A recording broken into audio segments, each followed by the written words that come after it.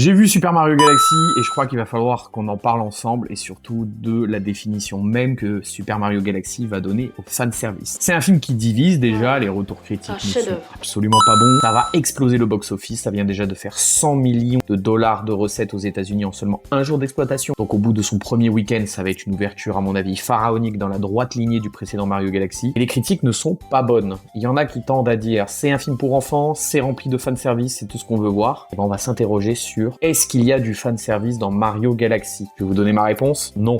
Non. Mario Galaxy, c'est une licence de jeu vidéo. C'est une licence de jeu autour du plombier moustachu qui a un ADN particulier. Il y a une façon déjà de cadrage de l'univers, c'est-à-dire c'est des planètes en 3D où effectivement on a un centre de gravité du haut vers le bas. On voit Mario par le prisme d'une caméra assez reculée et on a un petit Mario qui gravite autour de sa planète, etc. On a des personnages iconiques, on a des mondes qui le sont tout autant et on a une façon justement de présenter la dynamique et la confrontation entre Mario et Bowser, plaît à toute une chasse aux étoiles. C'est véritablement un Mario qui a plu aux joueurs, qui a plu aux fans. La question est de savoir, quand on fait du fanservice, le fanservice, c'est alimenter la passion des fans et alimenter leurs fantasmes par des choses un peu superflues qui leur sont directement destinées. Le problème, ça va spoiler à tout va, dans ce film Mario, nous avons Yoshi qui déambule dans les rues de New York façon Origin Story, nous avons Fox McCloud, n'a rien à faire là. Cette personne n'a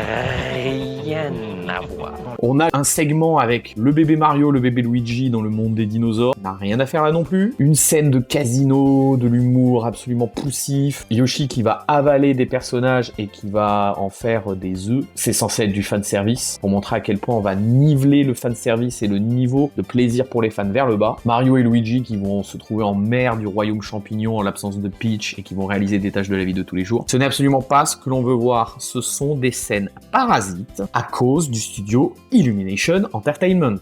Illumination Entertainment, c'est les mignons, c'est les moi moches et méchants, c'est comme des bêtes, c'est Migration, c'est tous ces films très beaux en apparence, parce que Mario Galaxy est très beau, mais par contre, qui sont d'une vacuité intellectuelle absolument effarante. J'entends déjà les critiques arriver et dire c'est un film pour enfants, il faut respecter, etc. Tu peux faire un film pour enfants avec une histoire qui est derrière. Et encore, j'entends de nouveau les critiques qui disent attention, Mario, les films Mario n'ont pas besoin de scénario, n'ont pas besoin d'histoire. Oui, mais le scénario n'est pas que l'histoire. Le scénario, c'est savoir ce qu'on va aller piocher dans l'univers, en l'occurrence ici le fanservice, pour embellir la proposition qu'on va faire avec ce Super Mario Galaxy. Là, au lieu de prendre tout ce que j'ai cité précédemment, pourquoi ne pas avoir pris l'envergure de l'affrontement final exceptionnel des jeux vidéo Mario Galaxy avec la musique que voici, pour en faire un vrai combat final fun, dynamique, épique et impressionnant? Pourquoi ne pas avoir pris pléthore de personnages secondaires, de boss secondaires, pour créer vraiment une dynamique, encore une fois, quelque chose d'impressionnant, de spectaculaire, sans faire peur au public plus jeune non plus? Pourquoi ne pas avoir repris des mondes comme la boucle Océane, des mondes comme le coffre à jouer avec la bande-son mythique de cet univers-là? Et même les étoiles, la chasse aux étoiles, c'est quelque chose qui est totalement absent du film. À la place de ça, on a des situations absolument convenues, vues, revues, pas intéressantes pour dessous. Et alors, un plagiat de Zootopie à un moment donné qui implique le robot Rob. Illumination, c'est ça. C'est un studio qui fait des beaux films,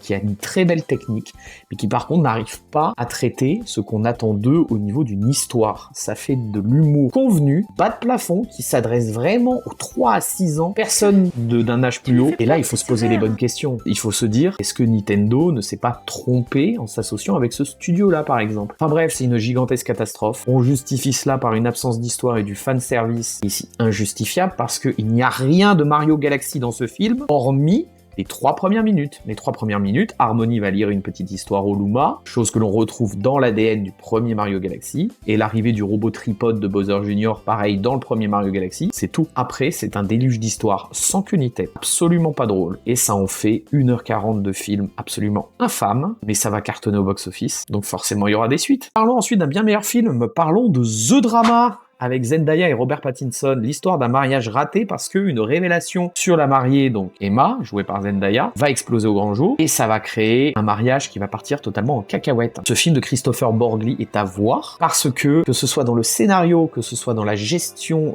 sonore, dans la gestion du cadre et même dans les points de détail de l'histoire, c'est drôle, c'est fun, c'est très malaisant. C'est-à-dire, on a l'impression d'être dans le tambour vraiment d'une machine à laver à grande vitesse, comme on a pu l'être avec Marty Suprême de Josh Safdie, parce que c'est ébouriffant de maîtrise, et en fait, on va avoir ce retournement de situation qui intervient au bout de 20 minutes de film, qui va créer une dynamique inverse chez les personnages. C'est-à-dire, le côté anxiogène va venir du personnage en apparence tranquille, et vraiment cette dynamique entre les deux, cette dynamique entre Robert Pattinson et Zendaya est très intéressante. Enfin, on va parler de L'Ultime Héritier, film avec Glenn Powell et Margaret Qualley. Glenn Powell, on le retrouve, il est pas en forme le bougre, hein, c'est-à-dire il sort de Running Man, qui est un excellent film, mais qui pour le coup s'est massacré, s'est pris un mandal au box-office avec 69 millions de dollars de recettes pour 110 millions de dollars de budget, donc c'est un fiasco commercial. Et ici, L'Ultime Héritier, c'est trop gentil, c'est trop mou, même si on boude pas notre plaisir parce que c'est drôle, il y a quelques idées bien recherchées, mais c'est pas non plus extraordinaire. C'est lisse, c'est un espèce de Kingsman sans violence, avec quelques remarques un peu cyniques et un peu acerbes et quelques fulgurances, notamment dans le traitement du personnage de Margaret Qualley qui est excellent. Sinon, ça manque un peu de bravoure et ça manque un peu de panache. Voilà, donc si je dois vous en conseiller parmi les trois, en premier lieu, allez voir The Drama qui est exceptionnel. Ensuite, allez voir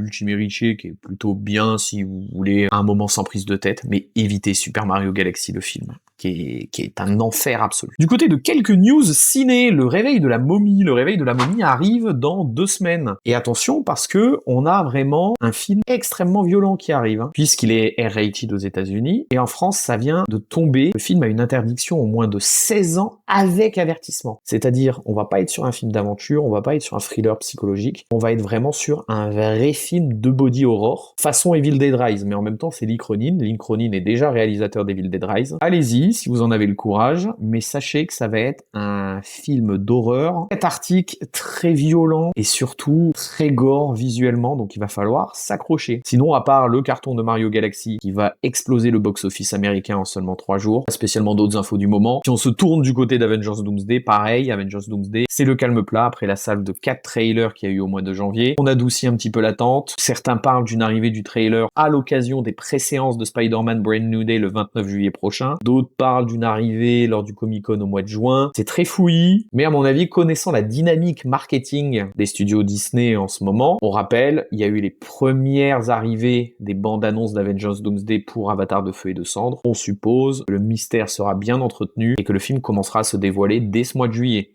On rappelle qu'il sort le 16 décembre 2026. Voilà, n'hésitez en tout cas pas à vous abonner à cette chaîne. Je vais reprendre les critiques comme ça de manière construite et un peu plus recherchée. Et je vous dis à la prochaine pour d'autres films.